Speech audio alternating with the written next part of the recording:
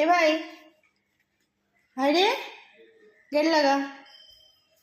চললাম দিদাকে আনতে। দিদা আমার ছোটো মাসির বাড়িতে রয়েছে, সেখানে মোটামুটি দিন 10 হয়ে গেছে, ওখানে আছে। তো আমি তাকে আনতে যাচ্ছি এখন। চলো, পাটুলিতে চললাম তাকে নিয়ে। এই যে আমি মহারানীকে নিয়ে বেরিয়ে পড়লাম মাসির বাড়ি থেকে। কখনো হলো হ্যাঁ, তুই এই করেছিস, হ্যাঁ, তার জন্য তোর স্বামী চলে জবান আছে। কাকে স্বপ্নটা কে কাকে দেখালো? ঘটনাটা দেখালো ওই সেই মেয়েকে দেখালো। কে দেখালো? দেখালো স্বয়ং মানে নারায়ণ। আচ্ছা, তখন ওই নারায়ণ তখন ওই স্বপ্ন দেখালে তখন ওই অন্য জায়গায় নারায়ণ চিহ্ন হয়ে গেছে। হ্যাঁ, ওই সেই নারায়ণ চিহ্ন খাইলো, হ্যাঁ, খাইয়ে যেখানে ফিরে দিলে সে কিন্তু জীব দিয়ে সাইডে খাইলো। হ্যাঁ, খাইয়ে ওরা তখন ওই ডুবিয়ে দিয়েছে। তাই ভাইসি তুলে গেল যে ধান দুর্গা দিয়ে বারণ করে নিয়ে হ্যাঁ, ওই প্রসাদ খাইয়ে তারপরে কিন্তু ওর স্বামীকে বাঁচন গেল। নারায়ণের প্রচুর নিয়ে আসবে বুঝিস, ওইসব নারায়ণের সিন্নি মানসিক করলে রেখে দিতে নেই, ওটা শোধ করে দিতে হয়। হ্যাঁ, নারায়ণের সিন্ন যা ওই সত্য দিতে হবে।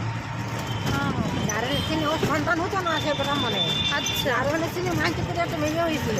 আচ্ছা, সেই মেয়ে বড় করে যুবতী হলো। হ্যাঁ। যুবতী হওয়ার পরে সেই মেয়েকে হ্যাঁ, বিয়ে সাজে দিল, হ্যাঁ, মানে অনুষ্ঠান করে। হ্যাঁ, বিয়ে সাজে দেওয়ার পরে তখন যুবতীর মেয়ে তখন বাড়ি গেল জামাই কন্যে। হ্যাঁ, তখন ওই জামাইকে নিয়ে বললো, দেখো বসে খাইলে তো বাবু, বসে খাইলে তো কোনো মানে খায় না। হ্যাঁ। বসে খেতে হয়, হ্যাঁ, বসে থাকলে মানে লক্ষ্মী থাকে না, ঘরে বসে থাকে। হ্যাঁ, তো ওই বাণিজ্যে যাবো, ওই বাণিজ্যে গেল জামাই আর শ্বশুর।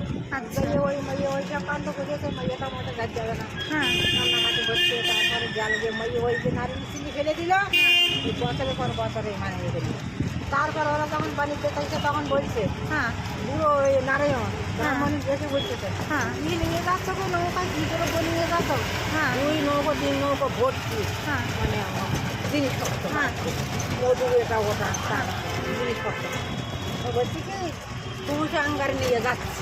তুষাঙ্গার মানে? তুষাঙ্গার মানে তুষের ছাই নিয়ে যাচ্ছে। আচ্ছা, এই কথা যেমন মাত্র বলেছে তেমন মাত্রই নৌকার যত দ্রব্য আছে সব ছাই হয়ে গেছে, বুঝলে? আচ্ছা, ওই গ্রাম মানে ওই জামাই আর শ্বশুরের মানে কথা মতো তখন বলছে, হায় হায় এত কষ্ট করে এত বছর ধরে আমার এই নিয়ে যাচ্ছি। তখন জামাই বলছে, বাবু এই যে তুষাঙ্গার আমরা বলেছি তুষাঙ্গার নিয়ে যাচ্ছি যত দ্রব্যকে, সব তুষাঙ্গার এটা ও কিন্তু যেমন তেমন বিচারই না।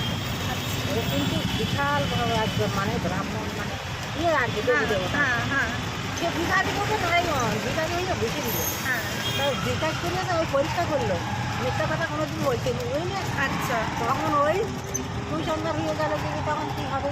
হ্যাঁ, এই তখন ওরা কানতে শ্বশুর জামাই আবার শিখে গিয়েছে। হ্যাঁ, ওই বইতে খাই লেখা দেখে হ্যাঁ, দেখে ব্রাহ্মণ, সেই বিরুদ্ধ ব্রাহ্মণ লাঠি হাতে করে চুপ করে দেখে আছে, হ্যাঁ, কান্নাকাটি করছে ব্রাহ্মণ। হ্যাঁ, আমাদের এই হ্যাঁ, বাদিকে, হ্যাঁ, আমাদের এই হয়েছে, কী হবে, কী করবো ব্রাহ্মণ। হ্যাঁ, তখন এই কান্নাকাটি করছে হাত পা ধরে, হ্যাঁ, আসতে দাও বাবা আসতে দাও।